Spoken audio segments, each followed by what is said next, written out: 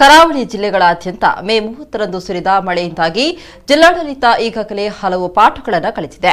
ಮಂಗಳೂರು ನಗರ ಸೇರಿದಂತೆ ಜಿಲ್ಲೆಯಾದ್ಯಂತ ನೀರು ಹರಿದು ಹೋಗುವ ತೋಡುಗಳು, ತೊರೆಗಳು, ರಾಜಕಾಲುವೆಗಳನ್ನು ಒತ್ತುವರಿ ಮಾಡಿಕೊಂಡಿರುವವರ ವಿರುದ್ಧ ನಿರ್ದಾಕ್ಷಿಣ್ಯ ಕ್ರಮಕ್ಕೂ ಜಿಲ್ಲಾಡಳಿತ ಇದೀಗ ಮುಂದಾಗಿದೆ.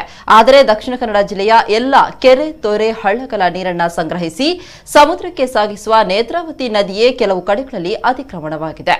ಪುತ್ತೂರು ತಾಲೂಕಿನ ಉಪ್ಪಿನಂಗಡಿ ಸಮೀಪದ ಕುಟೇಲು ಸೇತುವೆಯ ಬಳಿ ನಿರ್ಮಾಣಗೊಂಡ ಕಟ್ಟಡವೊಂದು ನೇತ್ರಾವತಿ ನದಿಯನ್ನ ಕಾಲುಭಾಗದಷ್ಟು ತಿಂದು ಹಾಕಿದೆ. ನದಿಗೆ ಏಕಾಏಕಿ ಮಣ್ಣು ಸುರಿದು ಅವರ ಮೇಲೆಯೇ ಕಟ್ಟಡವನ್ನ ಕಟ್ಟಲಾಗಿದೆ. ಈ ನಡುವೆ ನದಿ ಅತಿಕ್ರಮಿಸಿದ ಕಟ್ಟಡವನ್ನ ಕೂಡಲೇ ತೆರವುಗೊಳಿಸಬೇಕೆಂದು ಪುತ್ತೂರು ಸಹಾಯಕ ಆಯುಕ್ತರು ಈಗಾಗಲೇ ಸಂಬಂಧಪಟ್ಟ ಕಟ್ಟಡ ಮಾಲೀಕರಿಗೆ ನೋಟಿಸ್ ಜಾರಿ ಮಾಡಿದ್ದರೂ ಇಂದಿನವರೆಗೂ ಕಟ್ಟಡದ ತೆರವು ಕಾರ್ಯ ನಡೆದಿಲ್ಲ. ಕೆರೆ, ಹಳ್ಳ, ತೊರೆಗಳ ಒತ್ತುವರಿ ಮಾಡುವವರ ವಿರುದ್ಧ ಕ್ರಮ ಕೈಗೊಳ್ಳುವ ಜಿಲ್ಲಾಡಳಿತ ಭಾರೀ ಪ್ರಮಾಣದಲ್ಲಿ ನದಿಯನ್ನೇ ಒತ್ತುವರಿ ಮಾಡಿದ ವ್ಯಕ್ತಿಗಳ ವಿರುದ್ಧ ಯಾವುದೇ ಕ್ರಮ ಕೈಗೊಳ್ಳದಿರುವುದಕ್ಕೆ ಸಾರ್ವಜನಿಕರಿಂದ ಆಕ್ಷೇಪಗಳು ಕೇಳಿಬರತೊಡಗಿದೆ.